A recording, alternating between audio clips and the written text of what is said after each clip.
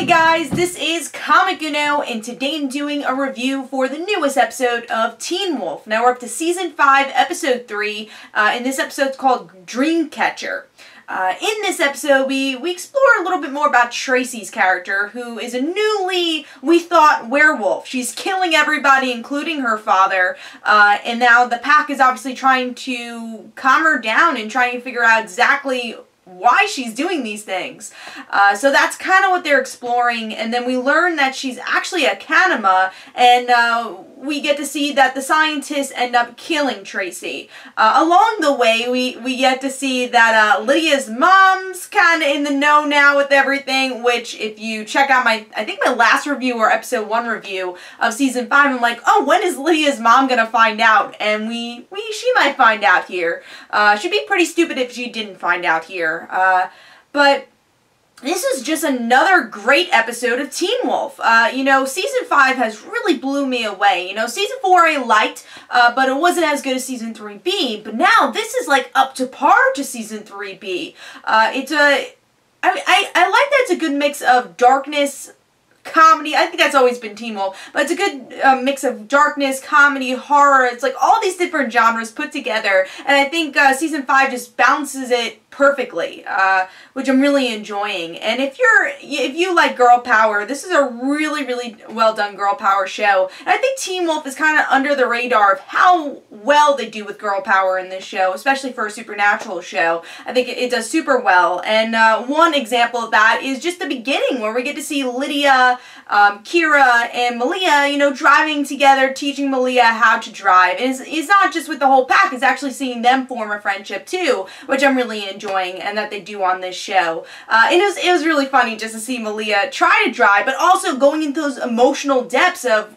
what she did all those years ago, that she killed her family. So, you know, being behind the wheel, not everyone realizes that this is actually a big pressure on Malia. So I would say it's really fun to see that they're digging deeper into Malia's character, especially this episode, because we see when Tracy paralyzes everyone in the room, Scott's not able to move, but Malia is the one who heals herself first. So I thought that was really interesting, and she's the one who first sees the scientist. So again, a really, really good development in Malia's character, who's really quickly becoming one of my favorite characters of the show. And then talking about my actual favorite character of the show, which is Lydia, you know, I'm really happy that her mother hopefully will finally find out.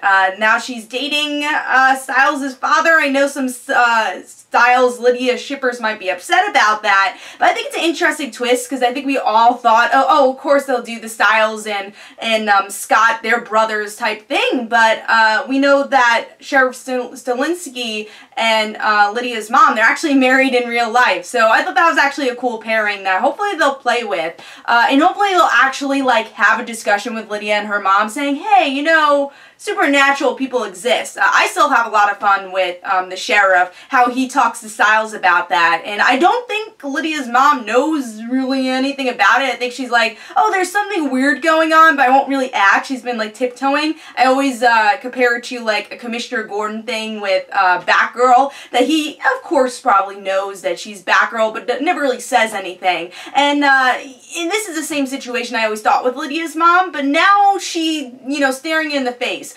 So they better have a conversation that Lydia's a banshee and discuss about that. And we don't even know Lydia's fate. Now, of course, we actually do know, because we know she survives to, because we have that, not fast forward in the season premiere. But, you know, we want to see how she survived. She was kind of like not doing well in this episode because she did get stabbed, but it was really great to see the Kanima again. Of course I had a feeling she was a Kanima in the beginning where she kills her father, because you had that saliva. I'm like, oh, of course she's a Kanima. But it was cool to see that lore come back, and of course it didn't last that long because she did die here, but it's great to see that. And the effects actually were really good for this episode. You know, usually Teen Wolf doesn't have the best effects, but I really like the, you know, the Kitsune Fox thing going on with Kira when she is in battle. A lot of great battles this episode, with Malia against Tracy. Love that battle. And also Kira. But I will say again, a little bit on sideline with Scott. We didn't get to see much of him, but you know, that's okay. I do think we need to flesh out some of the other characters. We have a little mini Scooby Gang going on with Liam and Mason. Mason was awesome in this episode. Love that he's geeking out about all this stuff, and we'll see how he kind of meshes through the pack.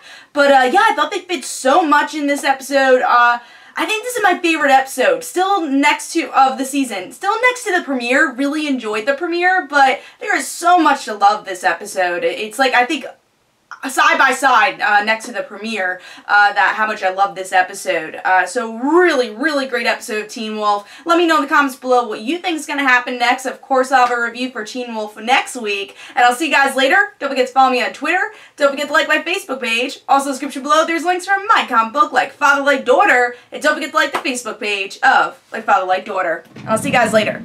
Bye.